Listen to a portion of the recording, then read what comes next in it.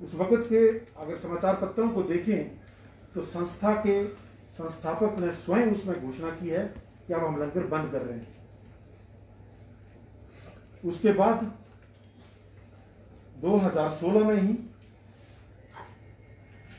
समय समय पर डेंटल कॉलेज प्रबंधन ने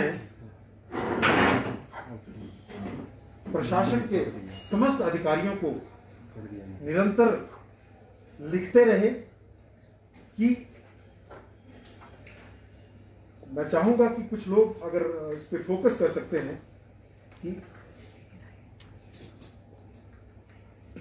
it has been brought to the notice that trust people are doing alteration and construction work illegally below the parking area without any permission of authorities. Till the higher authorities' permission is obtained, you are requested to stop the work. इनको कहा गया, जिनको इन्होंने नहीं माना। उसके बाद इन्होंने रिपीटेडली ये स्पेस मांगने के लिए चिट्ठियां लिखते रहे।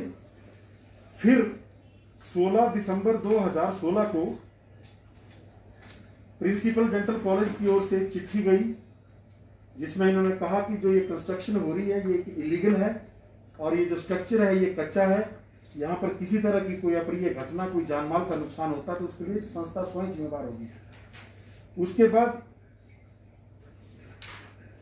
डेंटल कॉलेज के प्रिंसिपल ने रिपीटेडली इनको चिट्ठियां लिखते रहे कि आप जो अवैध निर्माण यहां पर कर रहे हैं उसको बंद किया जाए और किसी भी तरह की कोई भी लिखित इजाजत वहां पर कार्य करने की अस्पताल प्रबंधन के पास रिकॉर्ड में नहीं मिली है।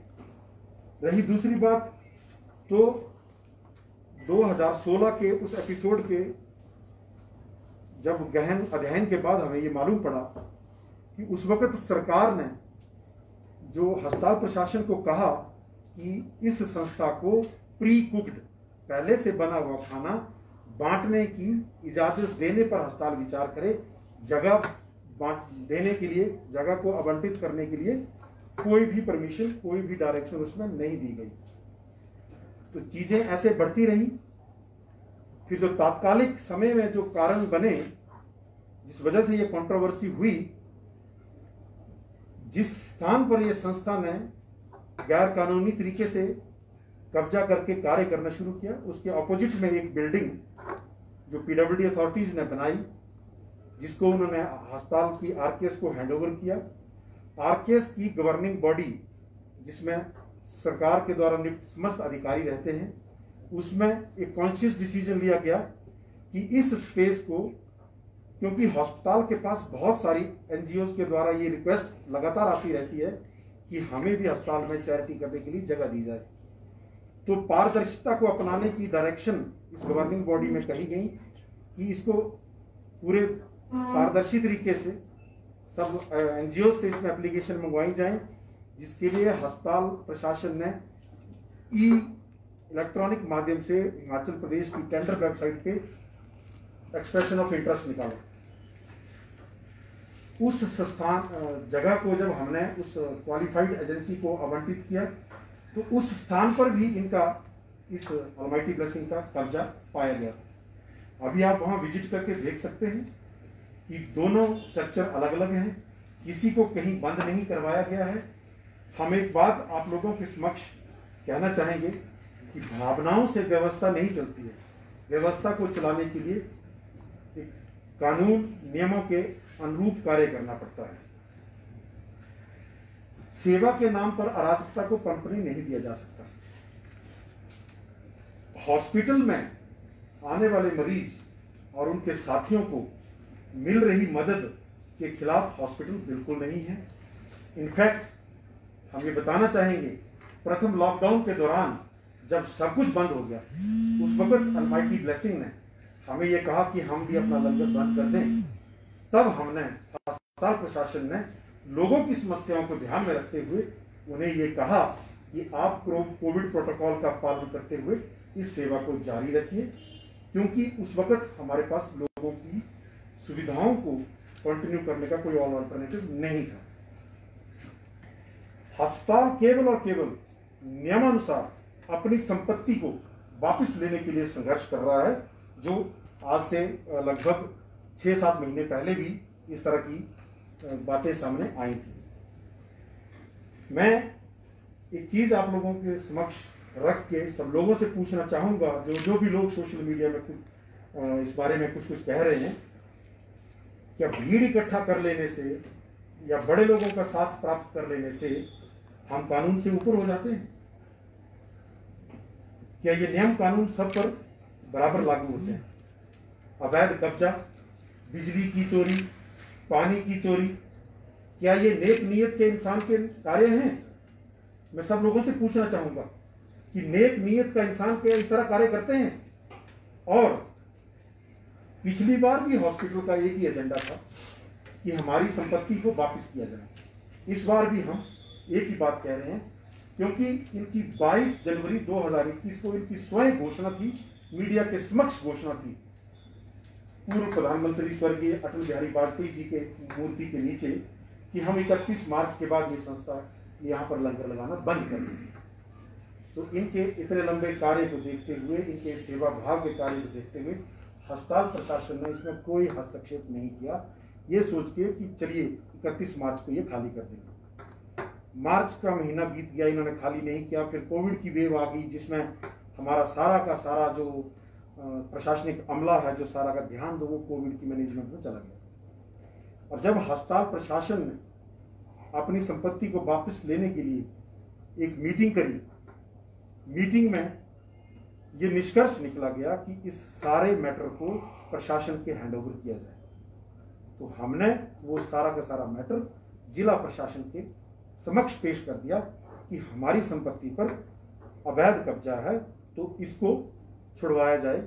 और एक और बात मैं आप लोगों के समक्ष कहना चाहूंगा, संस्था जो भी सेवा कार्य कर रही है, संस्था या व्यक्ति विशेष अपनी आमदनी से इसको नहीं कर रहे हैं, इसको लोगों की कंट्रीब्यूशन के द्वारा किया जा रहा है। तो मैं उन सब लोगों से आग्रह करना चाहूंगा कि आपके द्वारा दी गई सहायता, सहयोग का इस्तेमाल कैसे हुआ, कहां हुआ, ये जानने का अधिकार उन लोगों को है। और किसी भी संस्था को, सरकारी और गैर सरकारी संस्था को प्राप्त होने वाली वित्तीय सहायताओं का लेखा जोखा इंडियन सोसाइटी रजिस्ट्रेशन एक्ट 1860 के तहत पब्लिक डोमेन में रखना होता है। कि हमारी संस्था क्लेम करती है कि हम प्रतिदिन 3000 लोगों को खाना खिलाते हैं, हमारी इतनी एम्बुलेंसेस यहाँ पे फ्री में चल रही हैं। मैं केवल एक सवाल पूछना चाहूंगा, इतने बड़े सेवा कार्यों को चलाने के लिए सबसे महत्वपूर्ण आवश्यकता होती है धन की। फंडिंग सोर्स क्या है, पैसा कहां से आ रहा है, कौन कंट्रीब्यूट कर रहे हैं, किस क्षमता से कंट्रीब्यूट कर रहे हैं, क्या उसका लेखा जोखा जब आईजीएमसी के नाम पर संस्था चैरिटी का काम कर रही है, तो अस्पताल प्रशासन को, हॉस्पिटल को और व्यवस्था को यह जानने का अधिकार नहीं है कि आप ये कार्य कैसे कर रहे हैं। अगर ये जानने के लिए अस्पताल प्रशासन ने और चीजों ने पूछा, तो उसके पर अस्पताल प्रशासन पर और कई तरह के आरोप लगाए जा रहे हैं कि यहाँ पे राजनीति हो रही है, यहाँ पे ये हो रहा है। आप एक चीज मैं आप लोगों के ध्यान में और लाना चाहूंगा, 21 जुलाई 2021 को माननीय हाईकोर्ट ने संज्ञान लिया है कि प्रदेश भर के अवैध कब्जों पर एफिडेविट फाइल हो। हमसे लोग यहाँ पर आए दिन कैंसर हॉस्पिटल में, आप लोग जान रहे हैं, देख रहे हैं, इस अस्पताल में मरीजों को इलाज के लिए जगह की कमी है। आए दिन कैंसर हॉस्पिटल से हमें ये रिक्वेस्ट लिखित और मौखिक तौर पे आती रहती है कि डे केयर कीमोथेरेपी सेंटर की जगह को बढ़ाया जाए, ताकि लोगों को वेटिंग न करनी पड़े, लोगों का जो इलाज है वो समय रहते उनको मिले।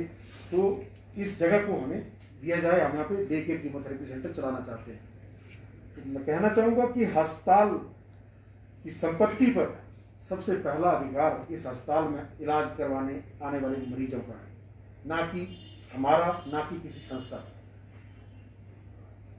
और मैं आज आप सब लोगों के सामने इन लग रहे आरोप प्रत्यारोप को परमानेंटली समाप्त करने के लिए मैं एक आग्रह करता हूं और हम भी इस बारे में प्रशासन को और सरकार को हम लिखने जा रहे हैं कि इस सारे घटनाक्रम की, इस सारी प्रक्रिया की, इस सारी व्यवस्था की कि ये कैसे शुरू हुई, कब शुरू हुई, किसकी परमिशन से शुरू हुई, कैसे ये संस्था कार्य करी है, इसकी उच्च स्तरीय मैजिस्ट्रेट जांच करवाई जाए ताकि दूध का दूध, पानी का पानी सबके सामने समक्ष हो। देखिए, भीड़ इकट्ठा कर लेने से कोई कानून से ऊपर नहीं हो जाता। सब लोग जान रहे हैं, हमारे इतिहास में कुछ संतों के साथ करोड़ों की, लाखों की भीड़ इकट्ठी होगी, तो क्या कानून ने उनको छोड़ दिया? क्या कोई व्यक्ति 100,000 लोगों का समर्थन प्राप्त कर ले तो क्या वो कानून के दायरे से बाहर हो जाता है? मैं एक सरकारी मुलाजिम होने के नाते मेरी भी कुछ जिम्मेवारियां हैं इस अस्पताल की व्यवस्था के प्रति। जब मेरे समक्ष बिजली विभाग के द्वारा यह कागज प्रस्तुत किया गया कि इस संस्था का बिजली का कनेक्शन अवैध है, इसको कोई कनेक्शन नहीं दिया गया, तो आप बताइए क्या मुझे इस पर कार्रवाई करनी चाहिए या नहीं करनी चाहिए? पिछले 7 सालों से जो बिजली की चोरी करके यहां पर कार्य हो रहा है, इन 7 सालों में बिजली अस्पताल की प्रशासन की इस्तेमाल हो रही है, पानी अस्पताल का चोरी से इस्तेमाल हो रहा है, उसके बावजूद भी अस्पताल को गालियां दी जा रही हैं, अस्पताल की व्यवस्था पे सवाल उठाए जा रहे हैं। हम ये मांग करते हैं मीडिया के माध्यम से सब लोगों से कि इस सारे मुद्दे पर उच्च स्तरीय जांच की हम रिक्वेस्ट सरकार को भेजने जा रहे हैं, और ये जांच जब तक नहीं होगी, एक निष्पक्ष और उच्च स्तरीय मजिस्ट्रेट जांच नहीं होगी, तब तक लोग भ्रम की स्थिति में, आरोप प्रत्यारोप के जाल में फंसते रहेंगे। लोगों को मिल रही मदद के खिलाफ हम लोग नहीं हैं। इस संस्थान में केवल अलमाइटी ब्लेसिंग नहीं, अन्य कई संस्थाएं कार्य कर रही हैं, और उनकी देखरेखी में हमारे पास प्रतिदिन भिन्न भिन्न संस्थाओं से जगह को आवंटित करने की रिक्वेस्ट आ रही है कि अगर उनको जगह दिए तो हमें भी जगह दीजिए। अब आप बताइए हम क्या करें? अस्पताल की सारी जगह अगर हमने एनजीओ को दे देनी है तो मरीजों को अकोमोडेट करने का स्थान कहां से लाएं? मैं आप लोगों को